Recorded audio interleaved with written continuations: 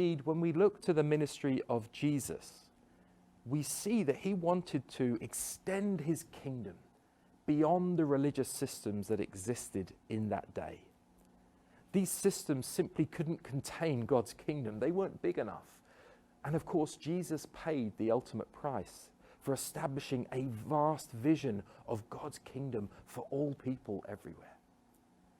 Similarly, for ourselves, I would suggest that our personhood can't be constrained to neat and tidy, siloed approaches, where we are spiritual on Sundays, physical when we do exercise, psychological when we do our work, and biomedical when we're not being spiritual enough.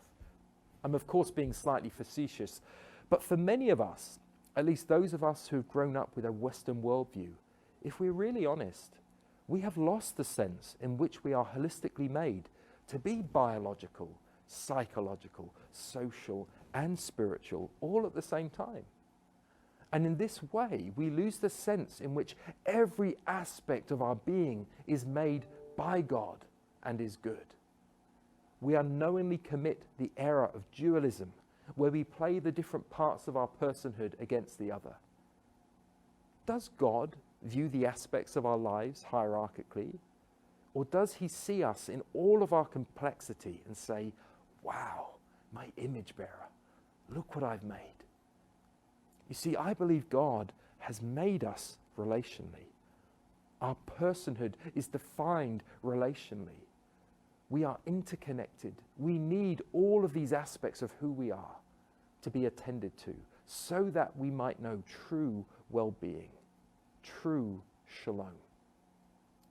All of which is to say that interdependence is a much higher goal than independence.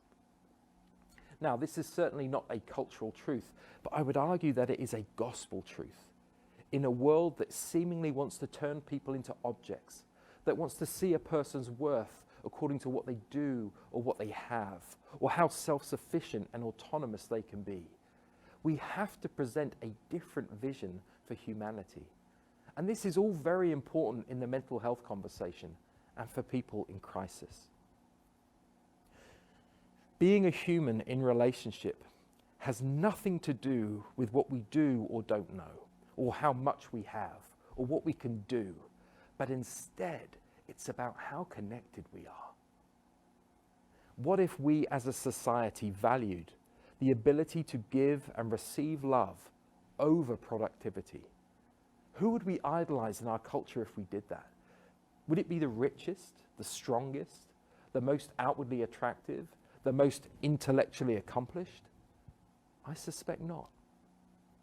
You know, in the Gospel of John, chapter 15, verse 15, we see the changing of our identity. We are no longer servants of God, we are friends.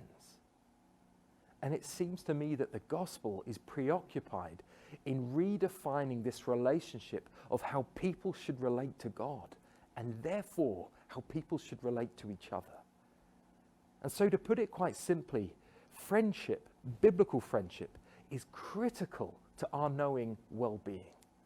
Because biblical friendship suspends our differences and instead affirms the other. Friendship isn't supposed to serve a purpose for us and our ability to climb up the social ladder. Biblical friendship is about committing to others who are not like us and seeing their innate value and worth, just as God has done with us.